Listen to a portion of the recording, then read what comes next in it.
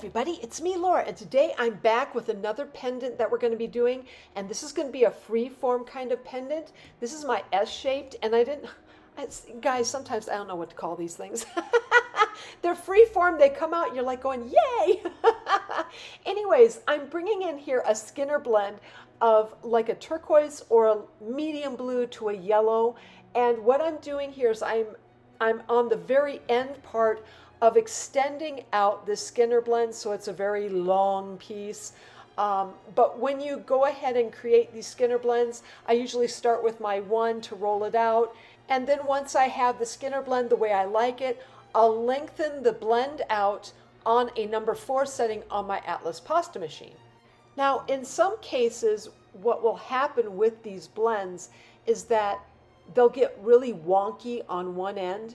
And if this thing would have been just a little bit longer when it came to this Skinner blend, I would have taken the blend and cut it off right, or cut it right in half, and then flip it around and have the two odd, funky kinds of ends meet right in the middle. This way then I'm not really losing anything, but in this case I really didn't have a choice. It wasn't long enough, so I just cut off the one end and placed that off to the side. Now here's the thing, I went ahead and I'm slowing down my film here. This is my normal speed, okay? And I'm doing this because I'm giving you guys a sense as to how slowly I work. And if you don't want to see this part, you can skip it ahead. That's totally fine. But I've had some people who say, please let this be a little bit, it's so fast I can't follow along. Well, I'm slowing this down. I'm going to regular speed so you get an idea as to how I actually work. I would really love it if you guys would tell me if this is a benefit to you, or if you would rather see me just speed up the film and get it done. Get it done and over with, sayonara. To me, I always feel like I'm going too slowly. So that's why I speed up my film some, so you guys aren't just sitting there like, okay, how much longer are we gonna be doing this? And so that's what I do. Now, as you can tell here, I try to straighten this up. Eventually what I'm going to do is I'm gonna wrap this in black clay on a number 2 setting or a number 1, it really kind of depends. In this case, it wound up being a 2 setting because it wasn't terribly big.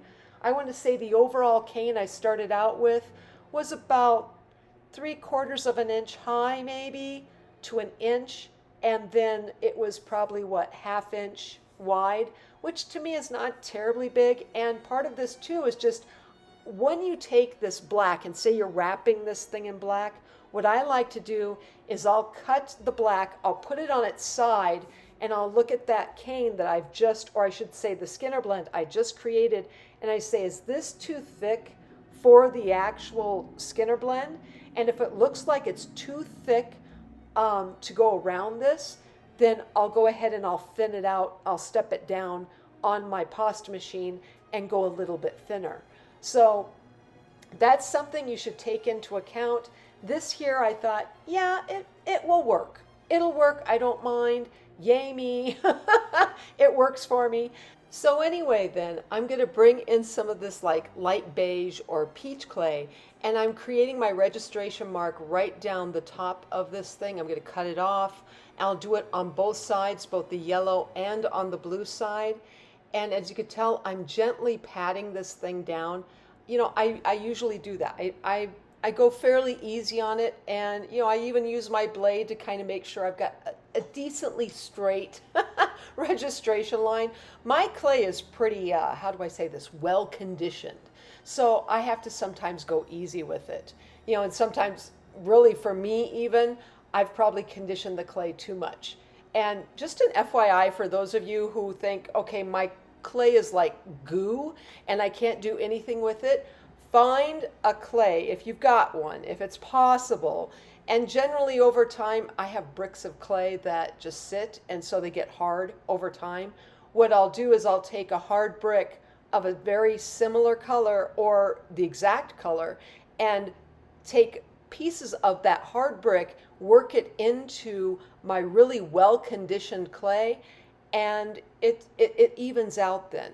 So kind of keep that in mind. If you have some harder bricks of a certain color and you have it just, off to the side and you're figuring out, gee, this one color, it's the same color, is really goo, mix the two together and you'll find that you'll get a much more evenly consistent, hard to soft ratio in that clay. Now this particular cane was really well conditioned. I had to go very gently and easily when I reduced this thing down, but I've got a pretty decent reduction now here. And now with this, nicer reduction of this cane, I'm patting it down gently on the one side, and then I bring in my acrylic roller and roll it to one side. Now it was really, really soft. You could tell I ripped up a little bit of black there. Well, what I did was I filled the black back in. I took it off my acrylic roller and then just filled it in. And then from there, I was very gently using my acrylic roller right over the top of that particular long piece. But I took care as to how far or how much pressure I pushed down onto that thing. And you'll notice my registration marks are right on the bottom and top of this, with the yellow being on one side and the blue being on the other. Once I have this, I'm going to cut this thing in half. I'll measure it, make sure I get my halfway mark. I'll cut it down, and then once I have those two pieces, I'll bring them side by side, cut them down again, and then I'll place all four pieces together. And once I get all of those four pieces together, then we'll start to reduce this down. But when I do it, I like to push on the sides at first. Then right in the middle, thumb and index finger on both sides, and you start to push in the center. You'll notice I start to get a little bit of a barbell, but it's not a true barbell. Then as I go up, I'm doing that same pressure all the way around. Make sure you have all four pieces lined up, and then it'll become this rounded kind of cane. Now as you do, you roll it with your hand and do it so gently. Okay, like I said, this was very soft for me. Even if you have a harder clay, the softer you go, it takes more time, but you'll have a much better cane in the end. If you take more time, it always turns out better. So anyways, there is my segmented petal cane, and then I'll cut off a portion of this. I'll pinch on the one end. That'll give me my segmented petal cane. And what I'll do here is I have this in blue and yellow. I'm going to make one then in like my purple and pink. And that'll be the two canes that we work with moving forward.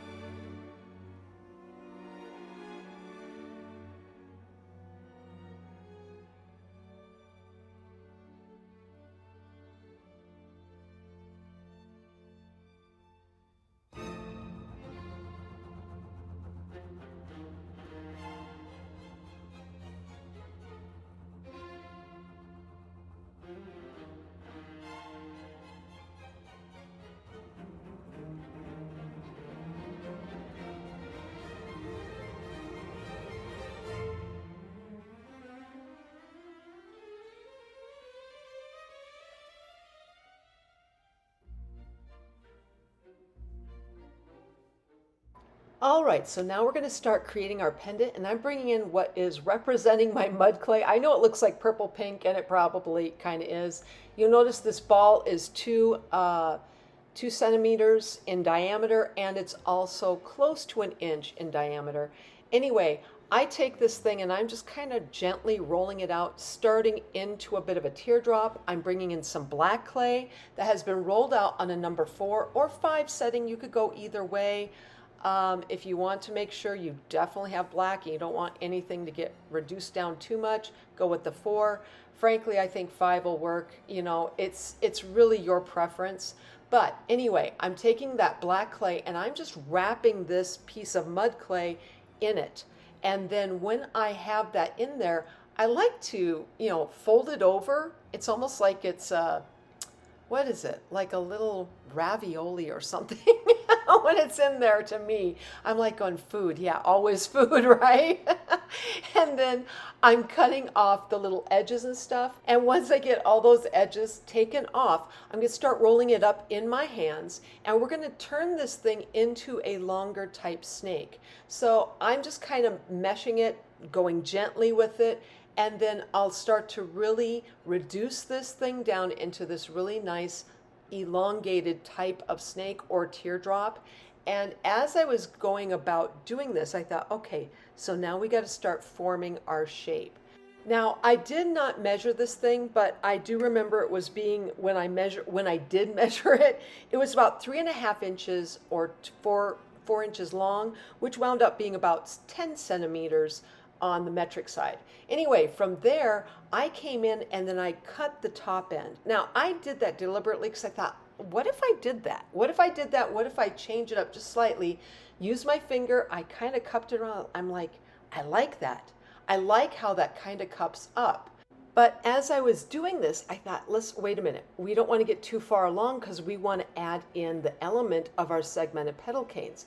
So I had to I was looking at this thing and I was like, I like it, but we have to uncurl it slightly because we need to place in our segmented petal pieces and start doing so from that bottom piece. So from here, I was like, okay, we got to roll it back out just slightly. You know, you can see where the design is going, but if you are forgetting an element that needs to go along with it, yeah, that's when you're like, okay, I got to place this in and get it actually tailored in, because then I know now how it's going to look, but I need to add in like the segmented pieces that I really wanted to add into this thing.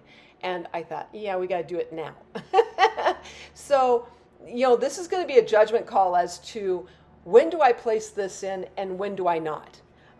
Sometimes when you're doing a design, a jewelry design, and you're just going off the cuff, you're like, okay, I like this, but what if I add this out? Well, you might have to rewind just slightly in your designing methods so that you can actually get that element in before you go too far with it.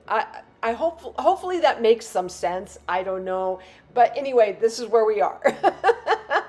Anyway, from here, I just started placing my segmented petal canes, every other one, the pink and the bluish purple against the yellow and the blue. So every other one, and then it lines up. And then I brought in some more of my mud clay. And you're like, well, wait a minute, why didn't you just...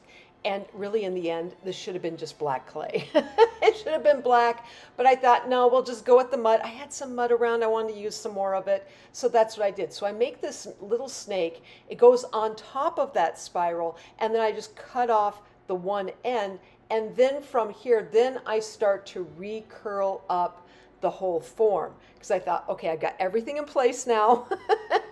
Now you can recurl the entire piece back to where you really like it. And you could see how this thing, oh my gosh, I loved how it just started to come together. It looked great.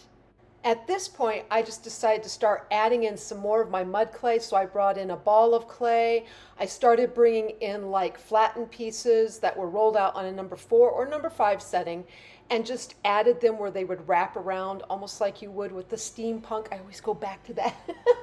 I like the steampunk, what can I say? Anyway, and I'm just adding these pieces in. So from here, guys, I'm gonna go ahead. I'm gonna let you guys watch my hands talk as I complete up this pendant piece, this S-shaped pendant piece in polymer clay.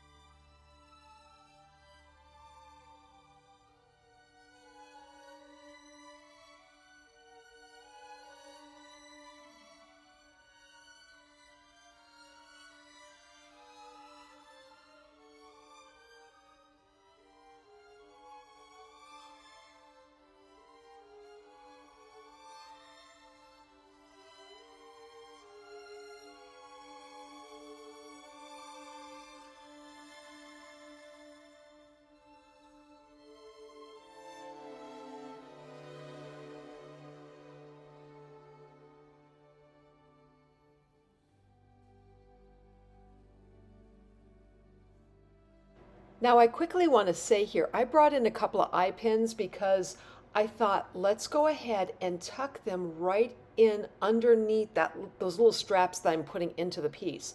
The reason for that was because I wanted an opening there. I wanted a hole so that when we go, later when we come in with the wire, we have some fun because we have a few openings that we can play with.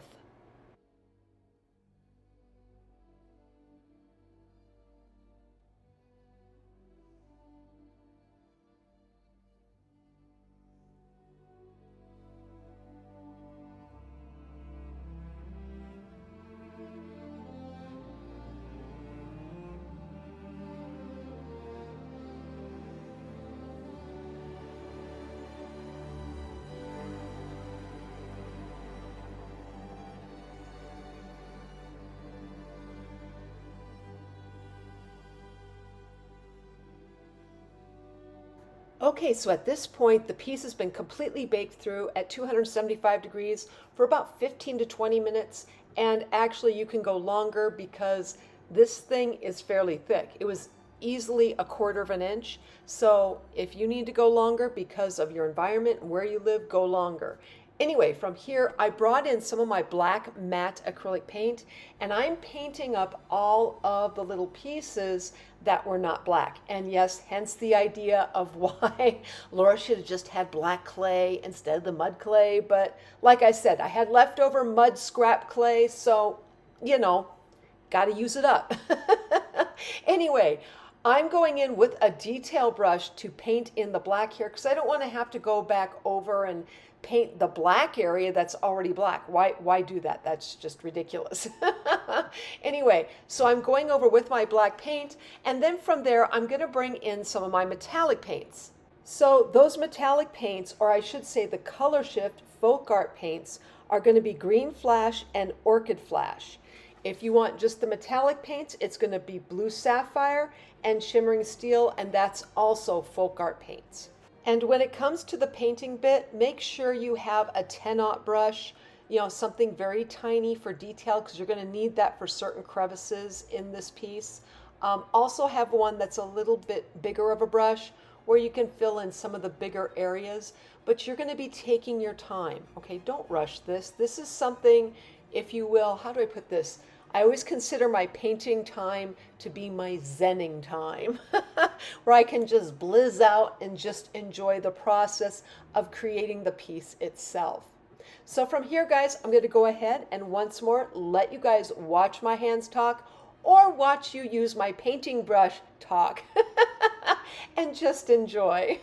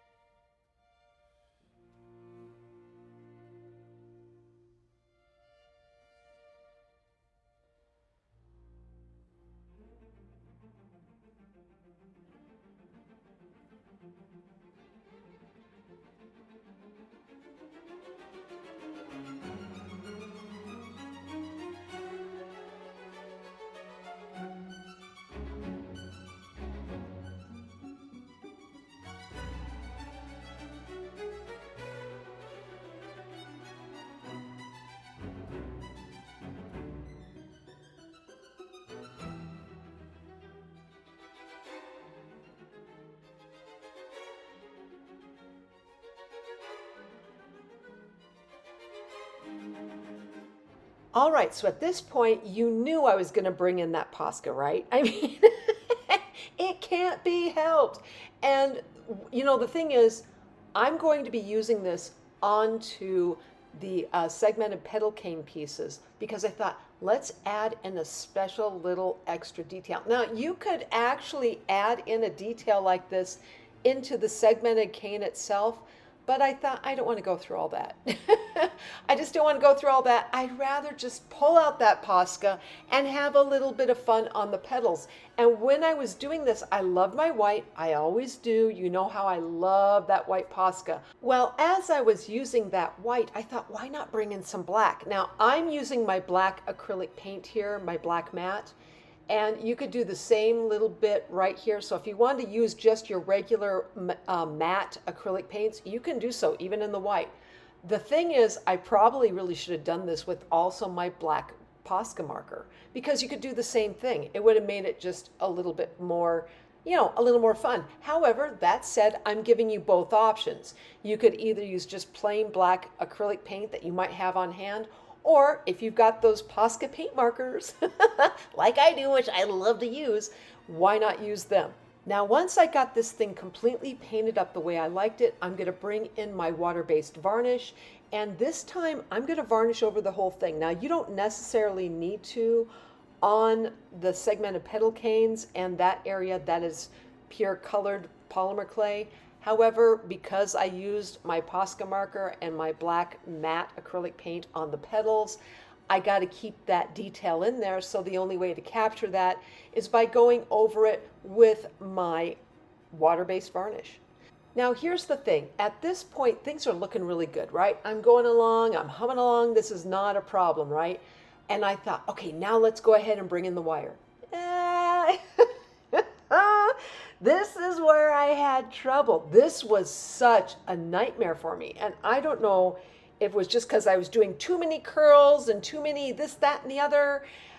You know, it really did get to be painstaking because I would turn the wire around this way and I'm like, okay, I like that, but then I don't like this. Well, then it pulls on this. Well, you know, when you do these sorts of things, try and keep your wire work in these pendants fairly simple. Don't overthink it, okay? I really felt like I overthought this way too much. And I struggled with it. And I think it was because the openings, I could get one wire through where I had made those indents with those eye pins. I went back with a needle tool. I also kind of, you know, made a couple extra little indents just to make sure it would go through. Well, it's hard to do sometimes because even though I'm putting this together like this, I'm also trying to pull my wire without pulling on the clay too much, right? And making it all go bloop. So you can tell here, I struggled with this. I really did. But I eventually found a way to get some of this wire to work. So if you're struggling with the wire, make a few openings in this pendant piece, and it doesn't have to be where I have it. Pick your own openings. Create, you know, using that needle tool, make a hole right through the piece in a couple of areas where you like, okay, I like this. I'll make it big enough so maybe I get more than one wire loop through and go with that. So from here, I'm going to go ahead. I'm going to let you guys watch my hands talk and watch my hands struggle on this end of it in creating our S-shaped pendant piece.